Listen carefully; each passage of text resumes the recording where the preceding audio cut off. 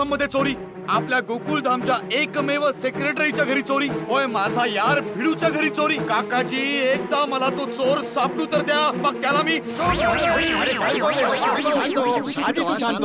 आपण त्या चोराला चांगला धडा शिकव. आता शांत हो. अरे बापरे, मला खूप भीती वाटते. काय माहित माधवी वहिनी कशा असतील. हो ना, भिडे भाऊजींबरोबर जे झालं ना ते फारच वाईट झालं. काही कळलंच नाही, सगळं अचानकच झालं. भिडे भाऊ तर आमच्या बाजूलाच राहतात, तरी पण मला काही कळलंच नाही. काही बोलण्यासारखं नाहीये, माणसं चांगली राहिली नाहीत आता. बरोबर बोललात काकाजी, आपल्याला सांभाळून राहावं लागेल. काय माहित कधी केव्हा कशी चोरी होईल ते. अगदी अगदी बरोबर डॉक्टर हाती. म्हणून मी एक नियम बनवलाय, म्हणजे रोज जेवढी गरज असते ना कॅशची तेवढीच रक्कम घरात ठेवतो, त्यापेक्षा जास्त ठेवतच नाही. पांडे साहेब, काय झालं, काही कळलं, काही क्लू मिळाला का चोराबद्दल? शोध सुरू आहे. असं दिसतंय की चोर खूपच हुशार आहे आणि आपल्या ओळखीतलाच आहे.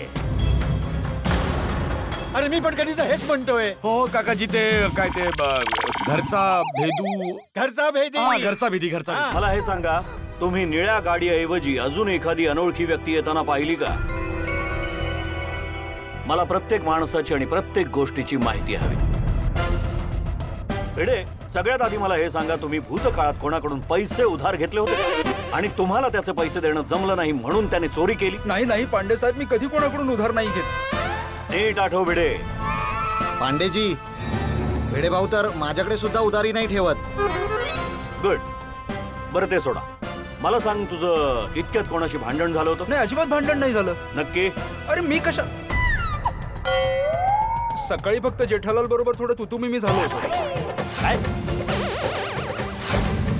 जेठालाल? बाबा काय? नाही, आमच्यामध्ये हमरी तुमरी नाही झाली होती. चालूजी आपला पांडेजी, आमच्यामध्ये फक्त तुमरी तुमरी झाली होती. हे तू काय? हे तू सांगतो समजावून. काय झालं की मी सकाळी सूर्यदेवाला पाणी अर्पण करत होतो ना, तर मला कळलंच नाही की हा कधी माझ्या बाल्कनी खाली येऊन उभा राहिला. तर थोडस जल ह्याला पण अर्पण झालं, तर याचा पारा जरा गरम झाला, म्हणजे थोडा चिडला आणि मग याने माझ्या सोबत असं तुमरी सुरू केली. पण मी हमरी नाही केली. अच्छा, म्हणजे त्याच तुझा बदला म्हणून तू हे कांड केलंस? काय बोलते हे भिडे? बघतो काय नुसतं बाबा, बोल ना तू कसं काय करतो? नाही पांडेजी, जेठालाल असं कधीच करणार नाही. हे तर आमचं रोजचं आहे. पण जेठालाल, पोलिसांना सगळ्या बाजूने विचार करावा लागतो. बरं तुम्ही मला सांगा, त्या निळ्या गाडी व्यतिरिक्त तुम्ही त्यावेळी एखाद्या अनोळखी माणसाला सोसायटीमध्ये येताना जाताना पाहिलं होतं का? मी तर त्यावेळी ऑफिसमध्ये होतो, पण मी आल्यावर विचारलं कोणी अनोळखी माणसाला बघितलं का, तर सगळ्यांनी नाही म्हणून सांगितलं. सगळे म्हणाले नाही बघितलंय. तुम्ही काय विचारलं या लोकांना? अरे का विचारलं? विचारणं हे तुमचं काम आहे का? पोलिसांचं काम आहे ना हे विचारपूस करायचं? त्यावेळी माहिती नव्हतं पोलीस येणार म्हणून असंच सहज विचारलं. पुढच्या वेळी विचारायचं नाही. हो. हा तर पोपटला, तू कोणा अनोळखी माणसाला येताना जाताना पाहिलं होतं? सकाळी ना फक्त दूधवाला आणि पेपरवाला एवढंच आले होते, बाकी कोणी नव्हतं आलं. डॉक्टर हाती, तुमच्याकडे एखादा अनोळखी पेशंट आला होता? पांडेजी, अनोळखी तर सोडात, पण सकाळपासून एक सुद्धा पेशंट आलेला नाही. या मंदीमुळे पेशंटच यायचे कमी झाले. आधी तर तुम्हाला सांगतो, दिवसाला 20-25 पेशंट यायचे आणि पावसाळ्यात तर त्यापेक्षा जास्त यायचे. आजपर्यंत धंदा मंद आहे ऐकलं, आता आजार पण मंदावले. काय होणार या देशाचं? पण चालूजी, पांडेजी, ही तर चांगली गोष्ट आहे ना. यात चांगलं काय जेठालाल? आजार कमी झाले म्हणजे लोक कमी आजारी पडतायत, म्हणजे लोक तब्येतीने ठणठणीत आहेत ना, तरी चांगली बातमी आहे ना. म्हणजे तुला म्हणायचं की मंदी चांगली आहे? नाही, आजारपणातली मंदी चांगली आहे, पण व्यापारी म्हणून मंदी खूप खतरनाक आहे. काय सांगू, धंदाच नाहीये मार्केटमध्ये. हो कळतंय मला. अरे काय चाललंय जेठालाल? पांडेजी, तुम्ही इथे देशाच्या अर्थव्यवस्थेवर चर्चा करायला आलात. माझ्या घरी चोरी झाली आहे, माझी बायको गायब आहे. आय एम सॉरी जेठालाल, तू सारखा विषय बदलू नको, चुपचाप तिथे उभा राहा. अच्छा काकाजी, तुम्ही कोणाला बघितलं? नाही पांडे बेटा, मी तर नाही बघितलं अशा कुठल्याच अनोळखी माणसाला येता जाताना. अब्दुल, तू? दुकानात सामान घ्यायला तर खूप जण येतात, पण कंपाऊंडच्या आत कुणीच नाही आलं. अय्यरजी आणि बबिताजी, तुम्ही कोणाला बघितलं? नाही, आम्ही पण कोणाला बघितलं नाही. हो नाही, आणि तसंही आम्ही आताच बाहेरून येतोय. बरं, कोणाच्या घरी सेल्समन वगैरे आले होते असं काही घडलं का? माझ्या घरी आले होते. मग आधीच का नाही सांगितलं? मी कधीपासून हेच विचारतो. सॉरी ते मी विसरून गेलो. मी सॉरी. कोण आलं होतं? पेपरवाला आला होता बिलाचे पैसे घ्यायला. त्या पेपरवाल्याला माहितीये का तुझ्या घरची चावी हरवली आहे ते? हो, कारण माधवी आणि मी बोलत होतो चावीबद्दल तेव्हा तो मागेच उभा होता दरवाजाजवळ. भेडे साहेब, अरे दयालू पांडे, बोल बोल. तुमची काय चावी हरवली काय? याचा अर्थ पांडे चोर आहे. अरे अय्यर भाऊ, काय बोलताय? चालूचे पांडेजी एवढे मोठे इन्स्पेक्टर आहेत, त्यांना तुम्ही चोर म्हणताय? ए जेठालाल, उगाच कशाला तू किडे करतो? तुला माहित आहे ना आपल्या सोसायटी मध्ये जो पेपर टाकतो त्याचे नाव दयाळू पांडे आहे, आणि आता त्याचाच विषय चालू आहे तरी काही बोलतो. अरे हो हो हो, त्याचं नाव पण पांडे आहे ना, विसरलो, सॉरी. ही चावी हरवली आहे हे पेपरवाल्या व्यतिरिक्त आणखी कोणाला माहितीये का भिडे? तो एक इलेक्ट्रिशियन आहे बाबूभाई म्हणून. ऍक्च्युअली त्याच्या समोरच मी माधवीला म्हणालो होतो की घराची चावी शोध म्हणून. नमस्कार भिडे भाऊ साहेब. हा नमस्ते बाबूभाई. कोण आलंय? अगं तू घराची चावी शोध ना. भिडे, तू काय सगळ्या जगाला सांगत होतास का तुझ्या घरची चावी हरवली ती? ऍक्च्युली पांडेजी, जेव्हा आम्ही घराची चावी शोधत होतो ना तेव्हा एक एक करून हे लोक येत होते. अच्छा, पेपरवाला आणि इलेक्ट्रिशियन व्यतिरिक्त कोणी आलं होतं? हो, प्लंबर, सोसायटीचा प्लंबर घनसू. मग तू चावी बद्दल त्या घनशू प्लंबरला पण सांगितलं असशील? नाही, त्याला त्या बाबूभाईने सांगितलं. तो बाबूभाई त्याला कंपाऊंड मध्ये भेटला होता. आमचं नाव घनसू गायल उगीच नाहीये. आम्ही सगळ्यांची माहिती ठेवतो प्रत्येक क्षणी, कारण तुम्ही दवंडी पिटवली प्रत्येक क्षणी. अच्छा भिडे साहेब, मला एक सांगा, या एरियामध्ये एक तरी माणूस शिल्लक आहे का ज्याला तुमची चावी हरवली हे माहिती नाहीये?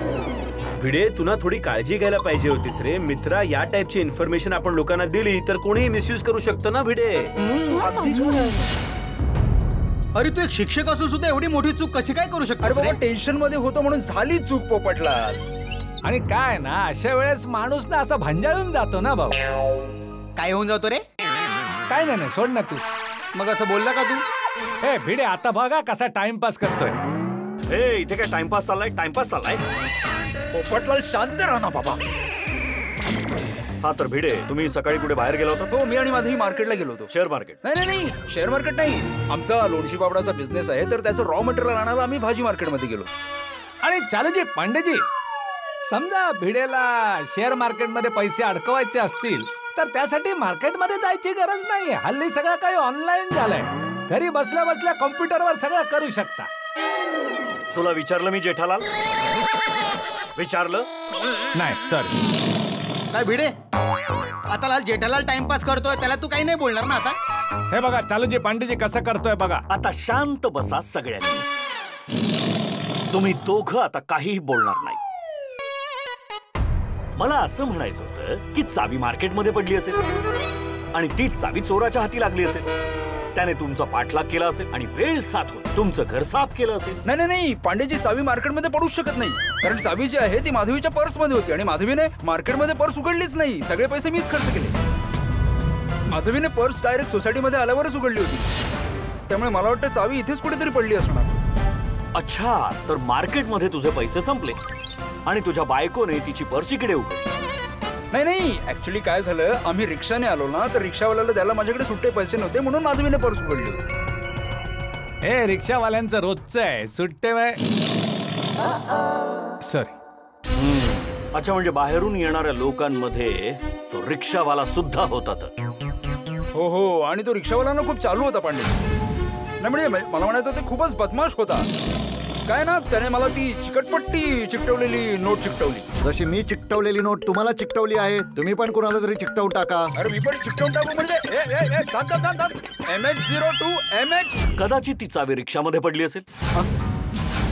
तो रिक्षाचा नंबर लिहून घेतलास? नाही, नंबर तर नोट नाही केला पांडेजी, पण मी मागून फोटो काढला होता. रिक्षावालाच? नाही, रिक्षाचा. त्यात नंबर दिसत असेल ना? हो, म्हणजे तेच. मग नंबर दे ना. काय वायफळ बडबड करतोय? सॉरी. हे बघा पाटील, एक काम करा, या रिक्षाचा नंबर घ्या, इलेक्ट्रिशियन, प्लंबर आणि त्या पेपरवाल्याचा नंबर घेऊन सगळ्यांना फोन करून इकडे बोलवा. आणि पांडेजी, एक गोष्ट नक्की आहे, बाकी सगळे तर सोसायटीत येत जात असतात, पण रिक्षावाला पहिल्यांदा आला होता. एक गोष्ट सांगू भिडे, पोलीस जेव्हा तपास करतात ना तेव्हा सगळ्या बाजूने विचार करतात. आता तुझ्या माहितीसाठी सांगतो, संशय तर आम्ही तुझ्यावर पण घेतो. माझ्यावर? आम्ही सगळ्यात आधी तक्रार करणाऱ्यावरच संशय घेतो. पांडेजी, तुम्हाला म्हणायचं की मी माझ्याच घरात चोरी करणार? अहो मी काय, कोणीही त्याच्याच घरात चोरी का करेल? लोक करतात. नवरा कष्ट करून पैसे कमावतो, तीच कमाई बायकोला आणून देतो, आणि जेव्हा स्वखर्चासाठी तो बायकोकडे मागतो आणि बायको देत नाही, तेव्हा तोच नवरा आपल्याच बायकोच्या पर्स मधून पैसे चोरतो. अशा केसेस आल्यात आमच्याकडे. मला तुम्हाला हेच सांगायचंय की पोलिसांच्या नजरेत प्रत्येक जण संशयित असतो. हो म्हणजे आम्ही सगळे पण? हो नक्कीच. नाही पांडेजी, गोकुळधाम एक कुटुंब आहे आणि हे सगळे माझे कुटुंबीय आहेत. तुझ्यासाठी हे सगळे कुटुंबीय असतील, पोलिसांसाठी नाही. बघ भिडे, पोलिसांना त्यांचं काम करू द्या. चौकशी तर सगळ्यांची होणार. केसमध्ये खूपच गुंता निर्माण झालाय. चोराने काही पुरावा पण सोडला नाहीये. ओ, बासुंदीचा फोन. आता तर उचलावाच लागेल.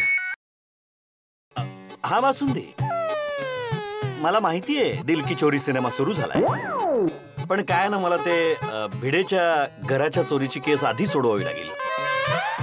कसं आहे ना बासुंदी, जोपर्यंत चोर सापडत नाही तोपर्यंत मी नाही येऊ शकत. Hello hello hello hello hello basundi, अगं ऐक तरी माझं.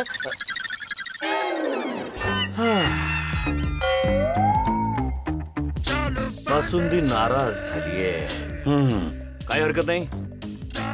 आधी कर्तव्य, मग बायको. हो चालूजी पांडेजी, तुम्ही कुटुंबाला सोडून तुमचं कर्तव्य पार पाडताय. मानलं तुम्हाला, तुमच्या कर्तव्याला आणि तुमच्या देशभक्तीला सलाम आहे तुम्हाला. थँक्यू. अरे हेच तर आमचं कर्तव्य आहे. सगळ्यात आधी समाजाची सेवा, नंतर कुटुंब आणि शेवटी आम्ही. वाह, क्या बात आहे पांडे साहेब. मुंबई पोलिसांना तोड नाही. तुमच्या या त्यागाला सलाम. बस. आम्ही इकडे केस सोडवायला आलोय. आमचं कौतुक ऐकायला नाही. आणि भिडे, जेठालाल प्रमाणे तुझी तक्रार खोटी निघाली ना आणि चोरी झालीच नसेल ना, तर माझ्याशी गाठ आहे तुझी. सगळेच्या सगळे आज जातील. अरे नाही, शुभ बोला चालूजी. पांडेजी, चोरी तर झालीच आहे ना. तुम्ही काय तोंड बघताय? हा, जा घेऊन या त्यांना कुठूनही शोधून आणा. जा निघा. चला शिशुपालजी, पाटील भाऊ, लवकर. ओ जेठालाल, हा काय तुझ्या गडा इलेक्ट्रॉनिक्सचा स्टाफ नाहीये? देशभक्ती जागी झाली तुम्हाला बघून.